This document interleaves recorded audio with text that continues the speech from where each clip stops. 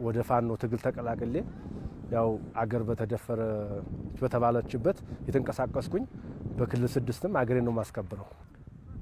ደቡብ ጎንደር 400 ጦር ይዘገባና ቶሎ ተባልኩኝ 400 ምንሻ ማለት ነው። እና እነሱን እየመራሁኝ አሁን ተገኘር የሰው ኃይል ብዛት ነበረ፣ መሳሪያ ብዛት ብዙም አልተመጣጠንም ነበር። አሁን እነሱ እንደገባን በሞርተር ሞከሩ። ውጊያው ይሄን ይመስላል። አዛ ላይ ያው እኛ የሆነች ድልድይ ተሰጠን። ያችን ድልድይ 400 የደቡብ ጎንደር 400 ሰው 450 ሰው ይዤ እችን ድልድይ ያዝ መኪና መንገዱ በድሽቃ እና መከላከያ እኛ ይዘነዋል ግቡ ተባልን። እዛ ጥሩ ስራ ሰራን። 4 ቀን ተዋጋን በተከታታይ ማለት ነው። ይመጣሉ ይመለሳሉ፣ ይመጣሉ ያው በብሬን ይደበድባሉ።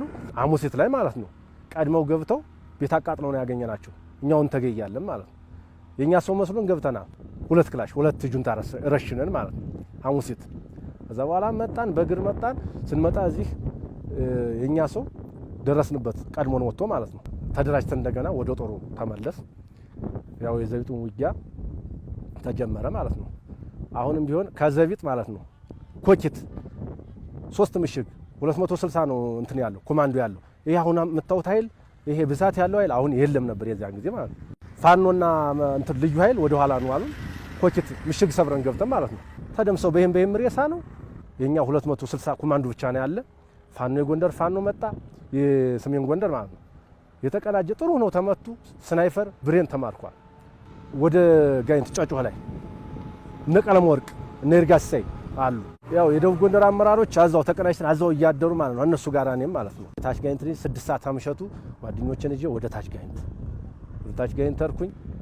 ጓደኞችን ወጣቱን አዘጋጅቼ ማለት ነው ከዩኒቨርሲቲ የተመለሱ ተማሪዎችን አዘጋጅቼ የትም አንሄድም፣ ቦታችን ጥለን ቤታችን ልጃችን ጥለን የትም አንደርስም። በቃ መንገዱን በማዘጋት ወደዚህ ሲያመሩ አፍረው እንዲመለሱ አድርገናል።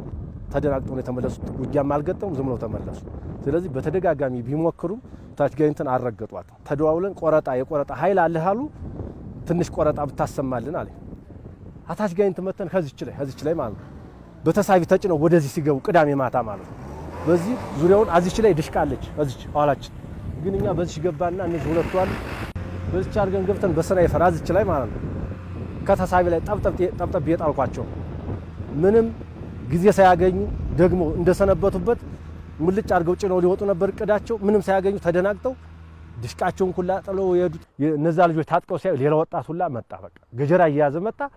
ሽፋን እየሰጠ ውጤታማ ስራ ተናበን ውጤታማ ስራ እስተዛችን ድረስ ለቀው ሲወጡ ድረስ ወረዳችን ሳናስደፍር በተደጋጋሚ በሰባት ጁንታ ገብቷል። ታች ጋይንት ከግብጥ ነው የመጣው ማየት ትችላለህ። ግብጣዊ ነው። መሳሪያ አልያዘም። መለኩሴ ልብስ ለብሷል። እሱን ያዝ። እንደገና ደግሞ ጁንታው ሀዚ በሰነበተበት ወቅት ሙሴ የሚባል ሀዚ ጋይንት ካገባ 23 አመቱ ነው። ሀኛ ሀገር 3 ልጆች ወልዷል ማለት ነው። የጨጮ ልጅ አግብቶ እሱን ቤት እንሰራልሃለን ታች ጋይንት ሄድና እንደዚህ መንገድ የሚሰራው መንገድ የሚዘጉት ምን ኃይል ኑሮ ነው። እሱን አጣርተህ የወታደር ብዛት የመሳሪያ ብዛት የቡድን መሳሪያ ይዘዋል ወይ አጣርተህ አሁኑኑ ሳታድር ቶሎ ብለው ቅዳሜ ቀን ሀገበያተኛ ጋር ላኩት።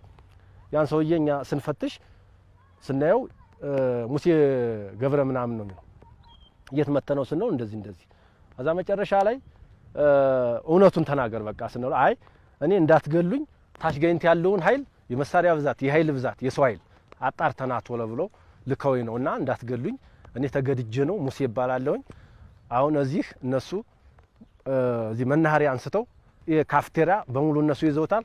አትደር አይተና ቶሎ ነው ያሉኝ እና እንደዚህ ተልኬ ነው አለ። የተላከ መሆኑን ስናውቅ ያንን ሰውዬ ወደ እስር ቤት ፈዘው ሌሎች ደግሞ የታጠቁ ኃይሎች ታቹን ገቡ። በቀበሌ 7 ይባላል ገቡ። ከበብናቸው። ስንከባቸው አንዱ 2 ጠረ ታንክ ይዟል። አንዱ 2 ጠረ ታንክ ይዟል። አንዱ ይችን ይዟል። ይችን ስናይፈር ማለት ነው።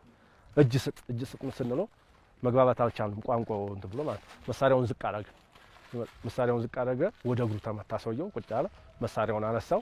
ይችን መሳሪያ ማርከን ያው መጨረሻ ውጤታማ አድርገናል ማለት ነው። ውጡ ተብለና እዚህ ነው እንጂ በዚህ ባንሳው አቆርጠን ገረገራ ወተን ነበር። አሁን አያስፈልግም የተቀናጀ ምልህ አልተናበብንም እናንተ ወደ ኋላ ሆኖ ብለው ጥይት 500 ጥይት ሸልመው መከላከያ አዛዡ ነው ወደዚህ ይላካል እና እስከዚህ ድረስ አብረን እኛ አስተዋጽኦ ያደረግን አቅማቸው በጣም የሞቱ ናቸው። ዝም ብለው ባሽሽ ድንዝዞ ማለት እነሱ እንደዚህ ናቸው። የነሱ ቅጥረኛ ስላለ ብቻ ነው እንጂ የነሱ አቅም አንድ አቅም የላቸው። ኩታራ ናቸው። በዛ ላይ መሳሪያ የተጠናከረ ጀሌ እኮ ይበዛል እኮ ጀሌ ይበዛል። ስለዚህ ሲቪል ለብሰው የኛን የቡቲክ የሟጠጡ ሲቪል ለብሰው ላይነት ታየዋለ። በቃ ዘቢጥ በዚህ በስተቀኝ ወደ አንሷ ሚካኤል ጠቅላላ የኛን ጅንስ ለብሶ ተፈንድዶ አንወራራቱ ነው።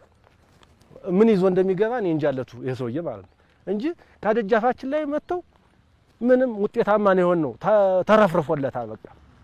ስለዚህ አሁንም ቢሆን ማለት ነው እንደዚህ በተቀናጀ እኔ አሁን በጣም ደስ እያለኝ ነው። አንደኛ የዚያን ጊዜ ኃይላችን ትንሽ ነበር። አሁን የሁላ ኃይል መጥቶ እኔ እንግዲህ በኋላ ቁም እንዳይባል ነው እኔ የምፈራው ይሄ እንጂ እነዚህ ሰዎች ካገቡበት ገብተን አቅማቸውን አሁንም እየወጡ ነው አቅማቸውን አይተነዋል። እነዚህን ሰዎች ካገቡበት ገብተን ምድረ በዳ እልም አድርገን እነዚህ ሽፍታና እንትን ስለሆኑ ምንም ህገ ወጥ ስለሆኑ ገብቶ ሰው የሰው ቤት ከፍቶ ባልና ሚስት እየገደለ በሬ እያረደ በልቶ ይሄን ምን ትለዋለህ? ለዚህ ምን ጊዜ ተሰጠዋለህ? ስለዚህ እነዚህ ሰዎች አሁን አቅማችን አጠንክረን እያየናቸው ነው፣ እየሸሹ ነው። በቃ እነሱ ሸሽተዋል፣ እኛ ማቋረጥ የለብንም። እኔ አሁን ፋኖ ነኝ።